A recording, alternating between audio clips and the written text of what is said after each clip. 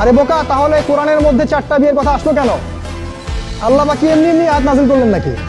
আল্লাহ পাক খুব ভালো করে জানেন ছেলেদের চেয়ে মেয়েদের সংখ্যা বেশি হবে, অনেক ছেলে মারা যাবে, মেয়েরা সমাজে বেঁচে থাকবে। কত অসংখ্য এতিম মেয়ে সমাজে পড়ে আছে, অসংখ্য বিধবা মেয়ে সমাজে পড়ে আছে। ওদের দায়িত্ব নিতে হবে না? কে নিবে ওদের দায়িত্ব? যদি ছেলেরা দায়িত্ব না নেয়, কে দায়িত্ব নিবে? ওই মেয়েগুলা কি সমাজের প্রজাপতি হয়ে থাকবে? ওরা কি পতিতালয়ের সম্পত্তি হবে? ওদের অধিকার নাই? এখানে অধিকার দিলে আমরা চরিত্র খারাপ হয়ে যায়। আর এদের সাথে তোমরা সারা দেশে এবং বিশ্বে জেনা করে বেড়াচ্ছ, এগুলাতে চরিত্র খারাপ হয় না।